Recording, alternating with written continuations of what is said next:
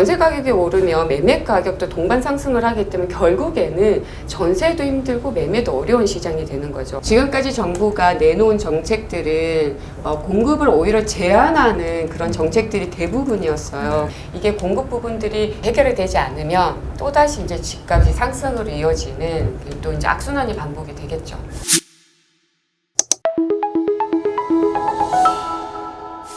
네, 땅집고입니다.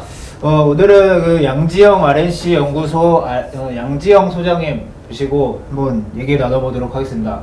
저희 땅집고에 출연을 해주셔서 감사드리고요. 한번 인사나 소개 좀 간단히 해주시겠어요? 양정 RNC 연구소의 양정 소장입니다. 반갑습니다. 이제 12월이 되고 해서 저희가 올해 이 전반적인 총평과 부동산 시장에서 말이죠. 네. 내년 전망 이런 것 좀 여쭤보려고 하고 있습니다. 네. 올해 저희 자료를 좀 전에 찾아보니까 11월까지 감정원 자료 기준으로 아파트 매매 가격이 전국은 6%가 올랐고 수도권 8%, 서울 2.7% 이렇게 상승이 됐더라고요. 또 전세도 올해 만만치 않게 올랐는데 아파트 전세만 보면 전국이 5.7%, 수도권 7%, 서울 4.6%, 서울이 4.6%밖에 전세가 안 올라요. 감정원 네, 자료니까요. 감정원 자료에 네. 네. 나오고 있습니다. 올해 이 총평과 이렇게 내년 전망 좀 네. 설명해 주세요. 올해 총평이라고 한다면 우리가 연말에 항상 많이 쓰는 단어들이 있잖아요. 네. 다사다난한. 이게 부동산 시장에 정말로 올해 같은 경우는 그 어떤 시기보다도 더 다사다난했던 시기였던 것 같아요. 지금 서울의 기준 아까 2점 몇 프로라고 하셨죠? 2.7%. 아파트 가격은 2.7%. 네, 사실 통계 자료에서는 2.7%라고 하지만 우리가 체감 상승폭은 어마어마하거든요. 그러다 보니까 영끌이라는 단어가 나왔고 패닉 바잉이라는 단어가 나왔다고 보고요. 같은 지역 내에서도 아파트별로 단지 또 위치별로 또 상승폭이 너무너무 다르다 보니까 어마어마하게 오른 단지도 또 많고요. 그러다 보니까 이제는 서울에서 10억 원 아파트라고 한다면은 어떤 고가 아파트가 아니게 된 그런 상황인 것 같고요. 그래서 이 상승이 앞으로 이제 내년까지 계속 갈 것이냐 이런 부분들이 수요자들 입장에서는 상당히 많이 관심이 가질 것 같아요. 네. 이제는 시장이라는 게 과거 같은 경우에는 부동산 시장이 전망을 하고 예측을 하잖아요. 그게 이제는 주식 시장처럼 대응하고 대처하는 그런 시장으로 좀 바뀌는 게 아닐까라는 생각이 좀 드는 것 같고요. 지금 현재 부동산 시장은 저는 사실 시계제로 상황이라고 해요. 그렇게 생각을 하는데 그런데 비해서 기대 심리는 어마어마하게 크다. 여전히 그런 상황인 것 같고요. 아파트 가격이 오를 거라는 기대 심리. 그렇죠. 여전히 이제 더 오를 것이다.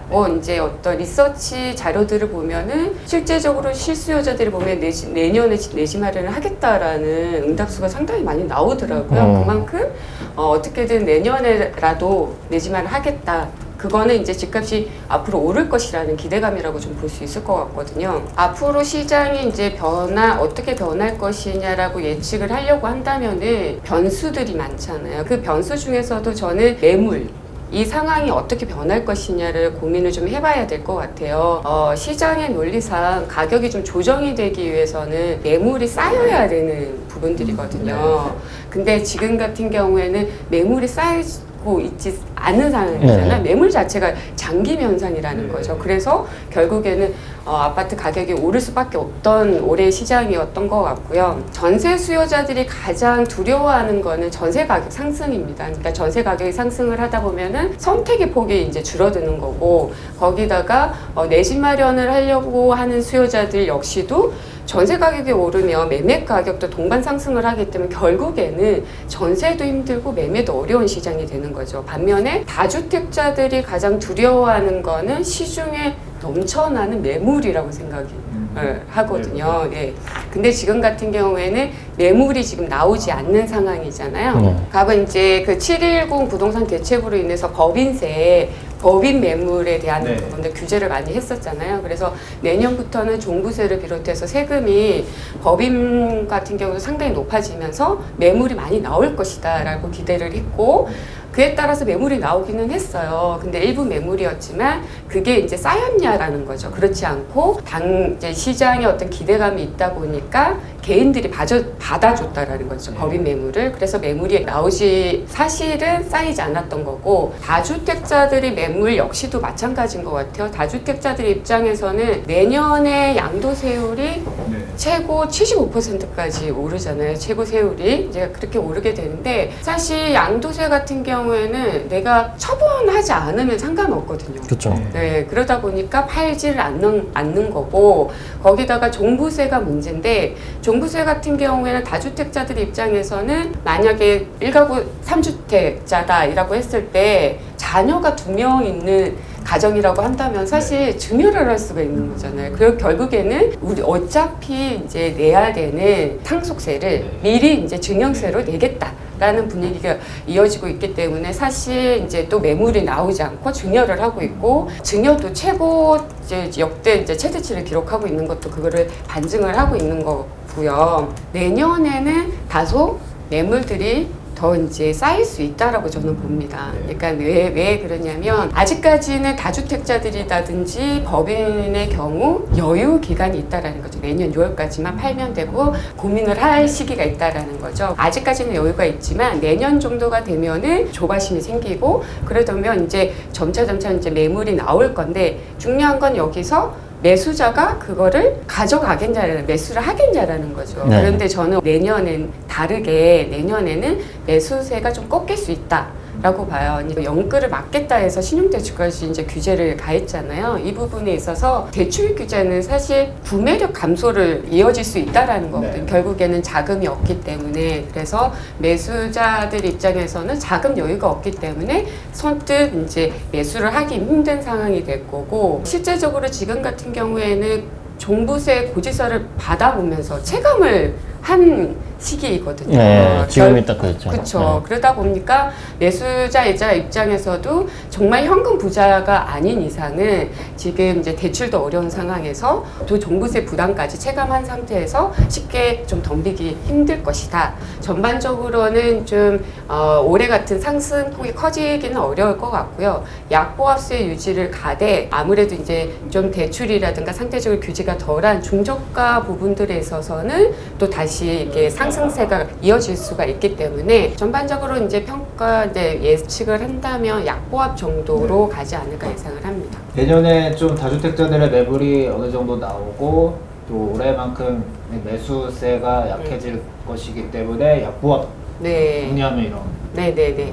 그런 와중에 저희가 봤을 때는 또 공급량도 사실 네. 중요한 요소잖아요. 네. 매매 시장이 됐든 전세 시장이 됐든. 네. 근데 앞으로 뭐 내년이나 내후년 계속해서 뭐 서울에 나오는 입주 물량이, 분양 물량이라든지 이런 게 조금 적은 걸로, 네. 예년보다 적은 걸로 예상이 돼 있는데, 이런 부분이 지적이 많은데 이거에 대해서는 좀 시장에 끼치는 영향이라든지 이런 건 좀 어떻게 예상할 수 있을까요?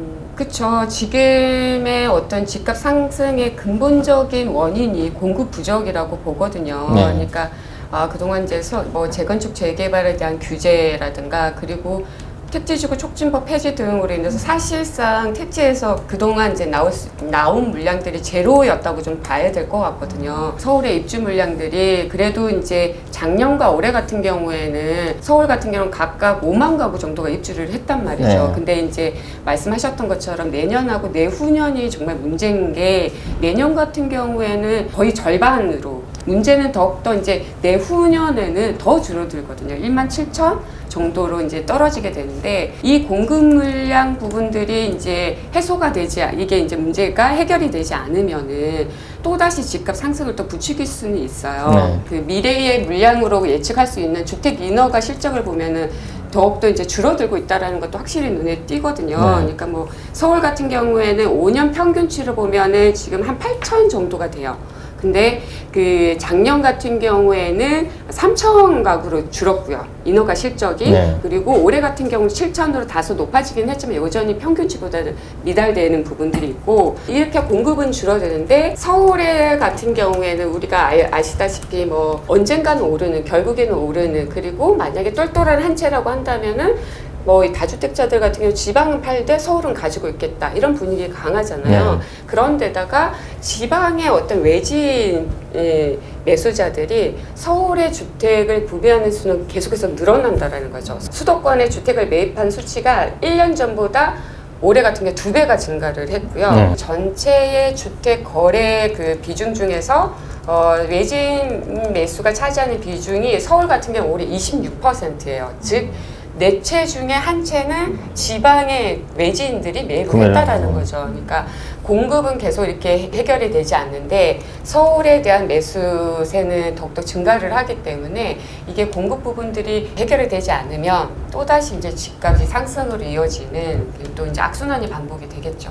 그럼 어쨌든 인허가 실적이 그렇게 낮다라는 거는 향후 뭐 한 4, 5년 뒤에 뭐 3년에서 빠르면 3년 뭐 네. 늦어도 5년 정도 사이에 대중들이 국민들이 인식하기에도 결국 공급 물량이 작을 걸로 다 예상을 하니까 네. 그런 것에 대한 조바심 뭐 이런 것들도 되게 상당할 것 같은데. 그래서 지금의 집값이 계속 오르는 부분들이죠. 결국에는 공급의 주택 가격 상승의 근본적인 원인이었는데 이 부분들이 해결이 되지 않기 때문에 패닉 바잉이라든가 조바심 이런 압박감 이런 부분들이 계속 지속이 되고 지금이라도 집을 매입해야 되지 않을까라는 이제 이런 심리적인 압박감을 계속 받는 거라고 보거든요. 내년부터는 상기 신도시가 이제 본격적으로 청약이 들어가다 보니까 그 부분들이 이제 속도라든가 어떤 이제 주변에 중요한 거는 기반 시설이잖아요. 이런 부분들이 같이 병행이 돼서 잘 해결이 되느냐 부분에 따라서 또 이제 해결이 될 수 있다고 봐요. 아무래도 정부의 이 공급 정책에 대해서 신경을 안 쓸 수가 없는 그런 상황인데요. 정부도 최근에는 이제 공급이 필요하다는 걸 어느 정도는 이제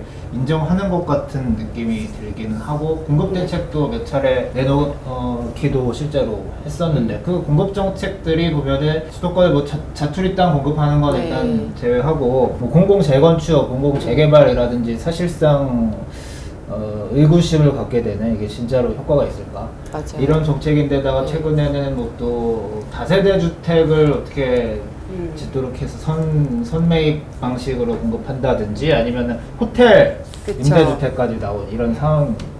사실상 뭐 시장에서 이렇게 뚜렷하게 느낄 만한 공급 대책은 그렇게 없었던 걸로 보이고 또 이제 최근에 변창흠 LH 사장님께서 이제 그 차기 국토부 장관으로 내정이 되셨는데 사실 그분의 이 생각들을 보면은 기존의 이 공급 대책에서 큰 변화가 있을 것이라고 예상하기는 좀 어려운 상황이라고 보이거든요. 네. 이 정부의 그렇죠. 공급 정책 쪽에서 어떤 기대할 만한 게라든지 그런 게 있을까요?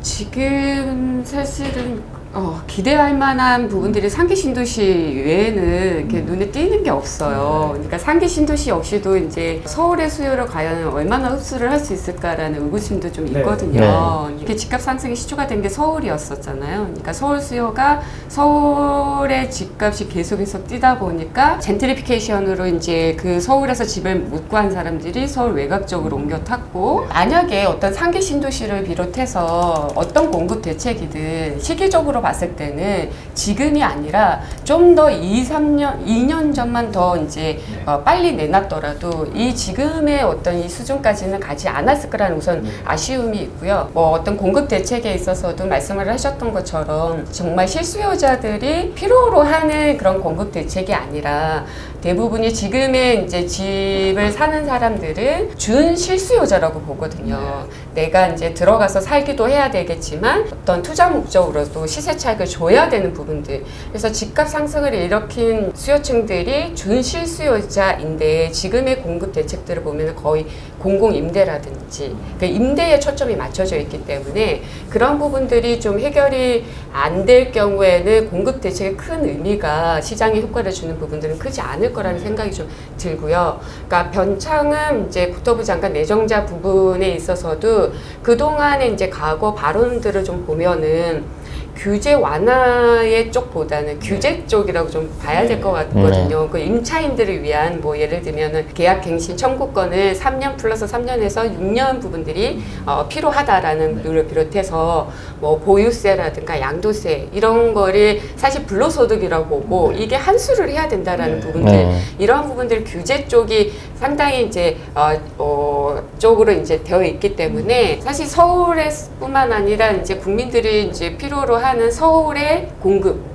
재건축 재개발의 규제 완화 쪽은 기대하기는 좀 어려울 거라고 좀 보고요. 그 임대 쪽에 초점을 좀 맞추지 않을까라는 생각이 좀 들어요. 그러니까 상기 신도시라든가 역세권 개발이라든가 이런 부분들을 좀 더 추진 속도를 내되 여기에서 임대의 좀 비중을 더 높이지 않을까라는 예상이 좀 들고요. 그러니까 전반적으로 봤을 때는 아쉬운 부분들이 있죠. 시장에서 필요로 하는 주택들이 아니다라는 부분에 있어서는. 결국에 이 서울이라든지 수도권 매매 시장이라든지 전세 시장 안정화를 위해서 필요한 정책들은 좀 어떤 것들이 현재 좀 필요하다고 생각되시나요? 지속적으로 좀 말씀을 드리지만 지금 근본적으로 이제 문제는 공급 부족 부분들이었잖아요. 네. 근데 지금까지 정부가 내놓은 정책들은 공급을 오히려 제한하는 그런 정책들이 대부분이었어요. 지금은 오히려 자신이 낸 그 정책에 따른 자승자박에 몰려있는 그런 상황이라고 보거든요. 지금의 그 어떤 내놓았던 그 수요 억제책을 지속적으로 내놓는다면 이거는 오히려 시장의 백약이 무효라고 생각이 들고요. 이런 수요 억제책이 아니라 물론 이제 그동안 내놓은 정책 또 최근에 내놓은 정책을 번복을 할 수는 있는 부분들이지만 규제 완화 쪽이 지금 필요하다고 봐요. 주변에서도 이제 많은 얘기가 나오는 게 만약에 양도세만 내가 덜 내더라도 내가 지금 당장이라도 집을 팔 건데 라는 사람들이 많다라는 거죠. 그러니까 시장에 지금 매물이 그 부족한 상황이고 단기적으로 공급을 이거를 충족시키기 위해서는 다주택자들이든 법인이든 매물로 나오게 해야 되는 부분들이라고 생각이 들어요. 그거는 단 하나밖에 없다라고 생각이 들거든요.